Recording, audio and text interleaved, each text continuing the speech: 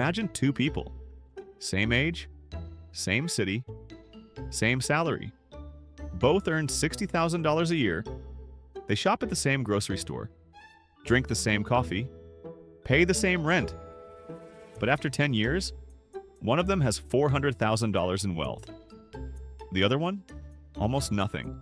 Not because of bad luck, not because of spending, but because of one decision: buying a $30,000 car. At first that sounds ridiculous. How could a normal car purchase destroy someone's finances? But when you look closer, this car isn't really $30,000, it's closer to $90,000. And in some cases, it can quietly cost someone $500,000. Today we're going to break down the strange economics behind one of the most normal purchases in modern life, and why this one decision quietly keeps millions of people broke.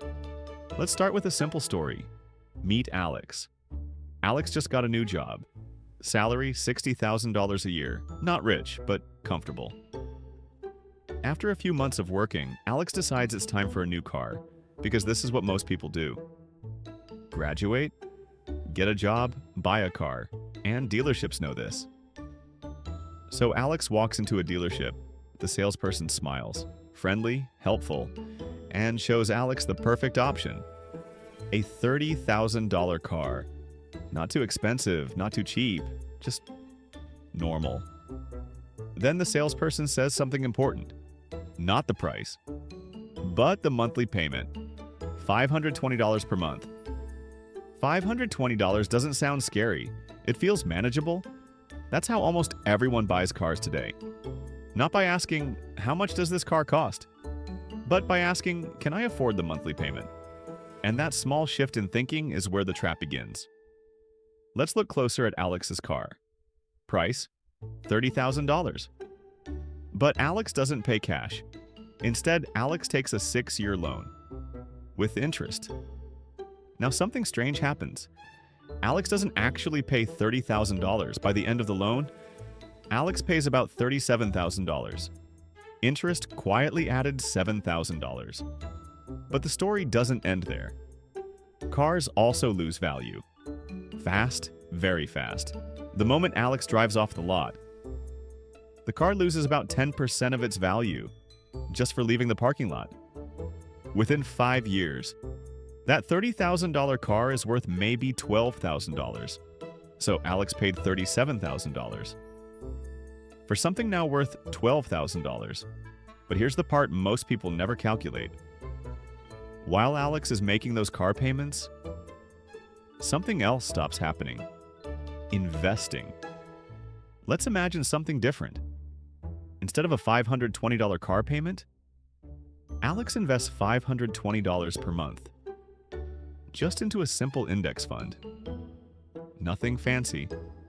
Over 10 years, that money could grow to about $90,000, but Alex didn't invest it. It went into a car, which is now worth maybe $6,000. But we still haven't reached the real cost, because the biggest financial damage is still coming. After 6 years, Alex finishes paying the car loan, finally free, no more payments. But something interesting happens. Most people don't suddenly stop spending that money, they replace the car and start the cycle again. New car, new loan, new monthly payment. This creates a car payment cycle. Every 5 to 7 years, another loan, another payment, another depreciation loss. Over a lifetime, a typical person may buy 8 to 10 cars, each with financing, each losing value, each stopping that money from being invested. Now let's zoom out. $520 per month for 30 years, if invested. That money could grow to roughly $800,000, but instead, it turned into cars that lost value, cars that were replaced, cars that disappeared, and suddenly, the $30,000 car isn't $30,000 anymore. It's closer to $500,000 in lost wealth. Now let's meet someone else. Jamie. Jamie makes the same salary as Alex, same job, same city, but Jamie buys something different. A used car for $8,000. Nothing fancy, no loan, no monthly payment, Instead, Jamie invests that $520 per month.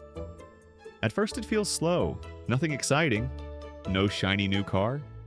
But something strange happens over time. That money starts compounding, year after year.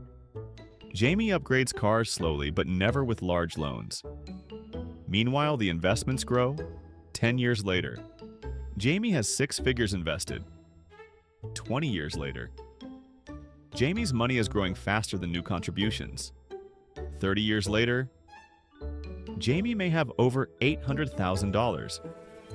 Not from winning the lottery, not from starting a company, but from avoiding one financial trap. Now here's the strange part. The car itself wasn't the real problem. The real problem was timing. Because money invested early grows the most, and car payments happen during the exact years when investing matters most. Your 20s, your 30s, the most powerful compounding years of your life. So when money flows into depreciating assets during those years, the opportunity cost becomes massive. This is why two people with the same income can end up in completely different financial worlds. Not because of salary, but because of how early money is used. Cars are not evil. People need transportation. But the financial system around cars is carefully designed. Monthly payments, long loans, constant upgrades, all of it makes expensive cars feel normal. But when you zoom out, a car is not just a purchase. It's a long-term financial decision. Sometimes the most expensive decision people make. And the difference between wealth and struggle is often hidden inside choices that seem completely ordinary. So the next time someone says, "It's only $500 a month," remember something. Monthly payments hide the real price. And sometimes, the most expensive thing you can buy is something that looks affordable.